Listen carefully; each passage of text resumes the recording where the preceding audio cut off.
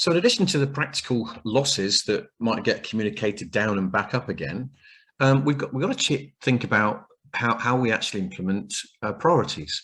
And we hear people talk about prioritization. What they're meaning is deciding what they spend their leadership time, resources and funds on. So let's be clear about that. We don't just come up with a score for a project because we want to rank it. It's because we're looking to deploy resources and funds to get it done. So if we've got a, but all of our organizations, I can't think of any that don't have two sides to this. They've got to perform today and they've got to perform tomorrow. So every organization has a run the business perspective and a change the business perspective. And how do we prioritize resources between performing today and performing tomorrow? So I think every organization, either formally recognized or somewhere in it, will have maybe three kinds of workloads going on. It'll have its transformation portfolio, where it's looking to drive change and invest in tomorrow. It'll have its value generation portfolio, where it's products and services for today and tomorrow, and perhaps even the selling and marketing of those products. That effort kicks in. And then there's the operations and regulatory portfolio, the business aspects of the business that keep the lights on, that manage the risk, that run the finance. And the reality is that if we're looking to take our business forward, then we'll have our strategy will give us some strategic steps. And the objectives and challenges that gives us will look to be delivering over time, and that will suck resource and leadership and funds out of our business. But at the same time, we have to perform for today, and we have to operate and produce today. And the reality is, in the short term at least, the amount of people we have, the amount of leadership we have, the funds that we have is kind of finite. And do we always look and are we able always to be able to do that balance, to do the trade-off? Or is it that some people see strategy as what gets the scraps left after the business as usual consumption has happened? I don't know what your view is. This is so important. You see, in my experience, the CEOs are so focused on running the business, making the profits, getting the returns, making sure that, even the executive committee, the top management are, how are you doing in your respective portfolios? How is this organization performing? But actually, where is the project office? Where is the change? Where is that tracking? Are those change initiatives actually spoken about as an equal part to the change and run?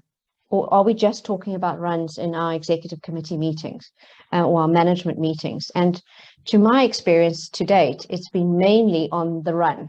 How are we doing? Not how are we doing with the change? And more as we move forward with the impacts of climate change, the impact of social activism, the impacts of digitization, and now, of course, with the new big regulatory changes coming down the line, with sustainability reporting, having information that we've never looked at, most organizations have never looked at, don't know the language to do with that information, is having now to consider it in their resource planning and report on it.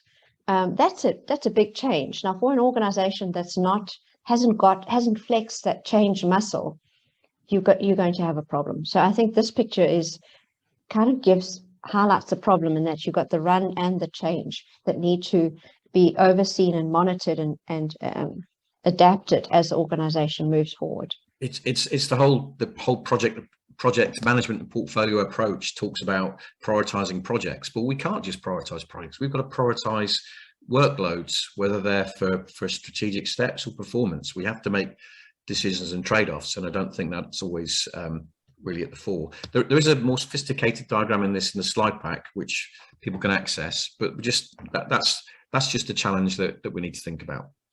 Yeah, and as you say here, looking at the circle on the left, this continual circle here is that, in fact, you can't look at one or the other. You have to look at both of them together. Yeah.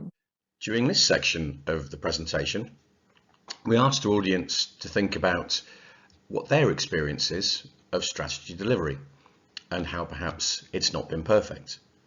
We offered some headings to do that underneath: sensing and listening, to the people that generate strategy, reach out and listen and feel the drivers that would cause a strategic reaction. Formulation, is the process to come up with strategy good, bad, whatever?